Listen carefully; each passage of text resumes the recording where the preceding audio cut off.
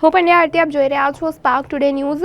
મહારાજા સાજરાવ વિશ્વવિદ્યાલયમાં વર્ષ 2024ના કેલેન્ડરમાં vice chancellor તથા રજિસ્ટ્રાર અઢળક ફોટા મૂકી પોતાની પ્રસિદ્ધિ કરી રહ્યા હોવાના આક્ષેપ સભ્ય પૂર્વ સેનેટ સભ્ય કપિલ જોશીએ કર્યા છે।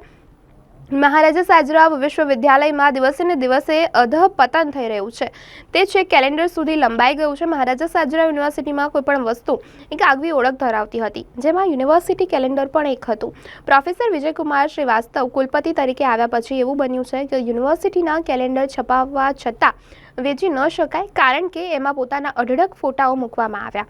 કુલપતિની આ લાડ પાડતી કીર્તિ લોલુપતા વિરોધ થવા છતાં પણ સુધરતા નથી, એ સ્પષ્ટ વર્ષ 2024ના કેલેન્ડરમાં દેખાયું છે। આ વર્ષે અત્યંત કહી શકાય કે કઢંગુ કેલેન્ડર યુનિવર્સિટી દ્વારા બહાર પાડવામાં આવ્યું છે। જો કે આ વર્ષે ડાયરી તો કર્મચારી કે અધ્યાપકને આપવામાં નથી આવી। અધ્યાપકો અને કર્મચારીઓના અરસપરસના સંકલન માટે ડાયરી એક અત્યંત હાથવગું સાધન છે। આવી નાનકડી સુવિધા પણ છીનવી લેતા કુલપતિ પૈસાના અભાવની વાત કરતા આ પરિસ્થિતિનું નિર્માણ થયું છે। પરંતુ આ જ કુલપતિ લાખોના ખર્ચે સરકારી તાઇફાઓ કરતા અચાતા નથી।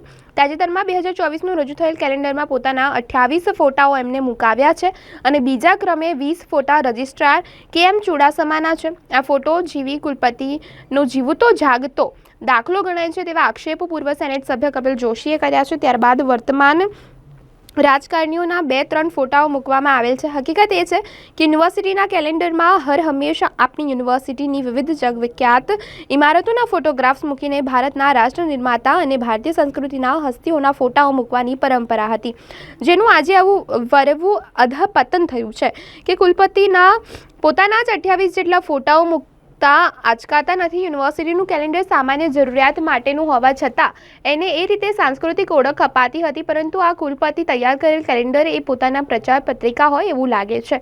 પૂર્વ સેનેટ સભ્ય તરીકે કપિલ જોશીએ માંગણી ઉચ્ચારી છે કે કુલપતિ એમની ફોટો જીવીમાંથી બહાર નીકળે અને મહારાજા સાજરાવ યુનિવર્સિટીની ગરિમાનું પાલન કરી આવા દુર્વ્યવહાર માટે શરણ અનુભવી માફી માંગે। તેમના જે આ દુર્વ્યવહાર છે તેના માટે શરમ અનુભવે અને માફી માંગે તેવું તેમના દ્વારા ઉચ્ચારવામાં આવ્યું છે।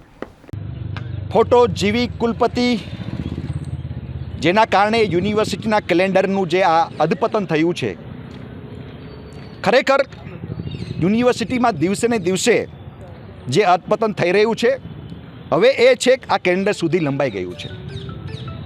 આ પ્રોફેસર વિજયકુમાર શ્રીવાસ્તવ કુલપતિ તરીકે જે આવ્યા છે એના આવ્યા પછી યુનિવર્સિટીની ડાયરીઓ જે અધ્યાપકો અને કર્મચારીઓને દેવાની બંધ થઈ, તેના પછી આ યુનિવર્સિટીના કેલેન્ડરમાં પોતાના ફોટા મૂકીને 28 ફોટા પહેલા ક્રમે અને બીજા ક્રમે રજિસ્ટરના 20 ફોટા મૂકીને આ યુનિવર્સિટીના રજિસ્ટ્રાર અને કુલપતિ બંનેએ વરવું પ્રદર્શન કર્યું છે। એટલે આ બહુ ખરેખર દુઃખજનક વાત કહેવાય કે ભૂતકાળમાં જ્યારે કેલેન્ડર બનતા હતા ત્યારે આ યુનિવર્સિટીની જગવિખ્યાત યુનિવર્સિટીની ઇમારતો મૂકવામાં આવતી હતી, રાષ્ટ્ર નિર્માતાઓના ફોટા મૂકવામાં આવતા હતા, પણ એ બધું જ હવે આ 2024ના કેલેન્ડરમાં નીકળી ગયું છે અને માત્ર ને માત્ર આ MS યુનિવર્સિટી કેલેન્ડરની બદલે આ કુલપતિ કેલેન્ડર બની ગયું છે।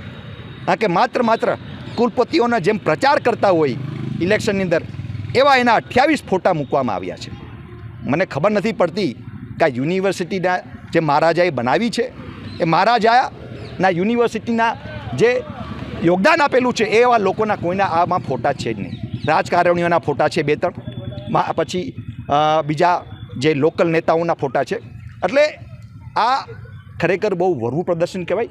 યુનિવર્સિટીના ખરેખર કુલપતિશ્રીએ માફી માગવી જોઈએ। આજે શરમથી માથું ઝૂકી જાય છે જ્યારે આવા ફોટાઓ જોવામાં આવે છે કે આ શું ચાલી રહ્યું છે। ખરેખર એ લોકોએ સમજવું જોઈએ કે ભાઈ આ યુનિવર્સિટી કોઈ પ્રચાર અહીંયા તંત્ર નથી, પ્રચાર યુનિવર્સિટી નથી। જો એને કરવું હોય તો પોતાના ઘરે આલ્બમ લગાવીને એ પોતાના ઘરે મૂકે, પણ આવા કેલેન્ડર બનાવીને પોતાના ફોટાના અઢળકો છાપીને લોકોને દેવામાં આવે છે। તમે માનશો નહીં, ગયા વર્ષે તો ડાયરીઓ પણ છાપવામાં આવી, એ ડાયરીઓનો અમે વિરોધ કર્યો અને ડાયરીઓ પછી બંધ કરવામાં આવી દેવામાં, અને એ ડાયરીઓ આજે યુનિવર્સિટી પ્રેસમાં લાખો રૂપિયાના બનાવેલી ધૂળ ખાઈ રહી છે। અને આજે ઘણા અધ્યાપકો અને ટીચરોને એ ડાયરીઓ દેવામાં નથી આવતી।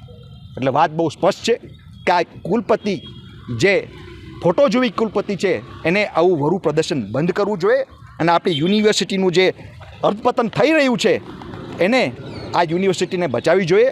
અને વડોદરાના નાગરિકો અને વડોદરાની જનતાને પણ હું કહેવા માગું છું કે દિવસે ને દિવસે આ યુનિવર્સિટી જે ખરાબ અધપતન થઈ રહ્યું છે એના માટે તમે પણ અવાજ ઉઠાવો, નહીં તો આવનારી પેઢી આપને માફ નહીં કરે.